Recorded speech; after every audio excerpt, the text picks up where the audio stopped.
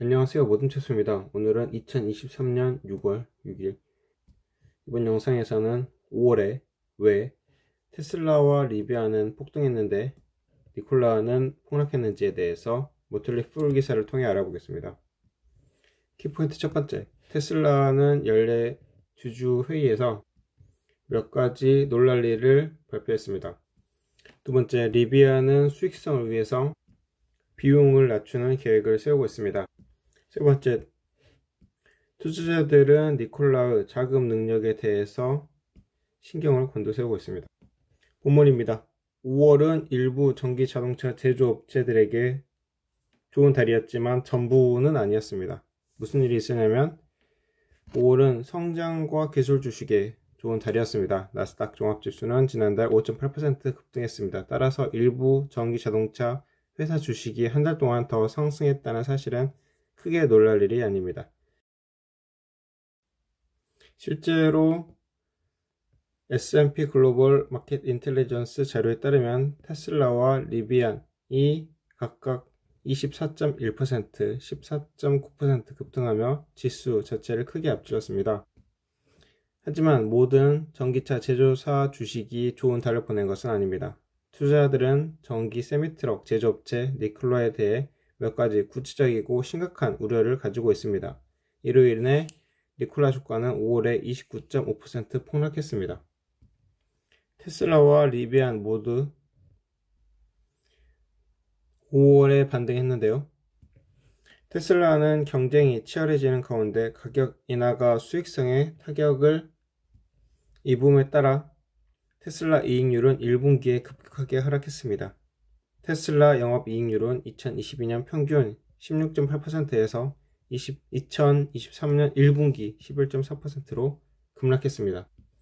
하지만 일론 머스크는 투자자들에게 가격 움직임 뒤에 전략이 있다고 말했고, 그는 5월에 있었던 주주총회에서 메시지를 확대했습니다. 머스크는 가능한 한 많은 테슬라를 출시하기 위해 현재 일부 이익을 희생할 용의가 있다고 말했습니다.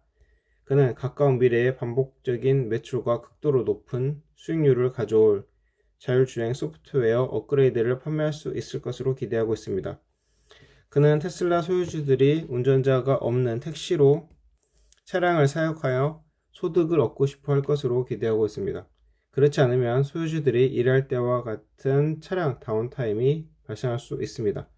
머스크는 투자자들에게 올해가 아니면 늦어도 내년까지는 회사의 자율주행 플랫폼이 출시되기 시작할 것으로 기대한다고 말했습니다. 투자자들 사이에서 흥분을 불러일으키 다른 항목은 테슬라가 처음으로 광고를 시작할 것이라는 머스크 발언과 대량 판매가 가능할 것으로 생각되는 두 개의 새로운 모델이 출시될 것을 암시하고 사이버 트럭 배송이 올해 말 시작될 것을 확인한 것입니다. 사이버 트럭은 테슬라의 첫 픽업 트럭이 될 것이고 리비안 R1T 전기 트럭과 경쟁할 것입니다. 5월 리비안 주식의 반등은 다른 이유로 나타났는데요. 5월 9일에 1분기 결과를 발표했고 그 후 주가는 거의 사상 최저치에서 상승했습니다. 리비안의 1분기 매출은 6억 6,100만 달러로 작년보다 거의 600% 증가했습니다. 회사는 또한 투자자들이 듣고 싶어 하는 수익성 있는 성장을 위한 계획을 가지고 있다고 강조했습니다. LFP, 리튬 인산철, 배터리 팩과 내부 엔듀로 모터와 같은 신기술을 개발하고 활용함에 따라 제조 비용을 낮추는 것이 한 가지 방법입니다. 회사는 5월 마지막 주에 생산을 시작한 후 엔듀로 기술을 사용한 초기 듀얼 모터 픽업 트럭을 6월에 선적할 것으로 예상합니다.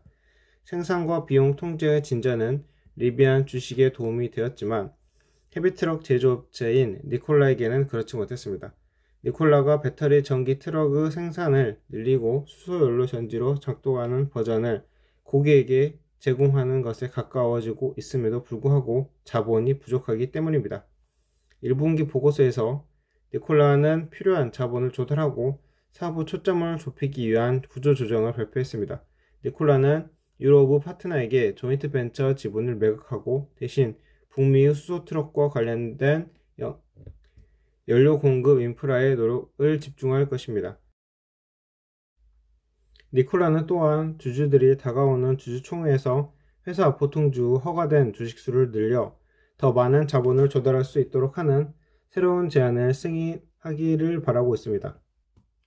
투자자들은 이러한 움직임에서 절망감을 느끼고 있으며 많은 사람들은 니콜라의 사업 전망에 자신의 자본을 기꺼이 걸지 않습니다. 그 투자자들 중 일부는 니콜라의 사업에 대한 불확실성에서 테슬라와 심지어 5월에 리비안과 같은 더 확고한 전기차 업체로 전환한 것으로 보입니다. 자, 여기까지 기사가 끝났는데요.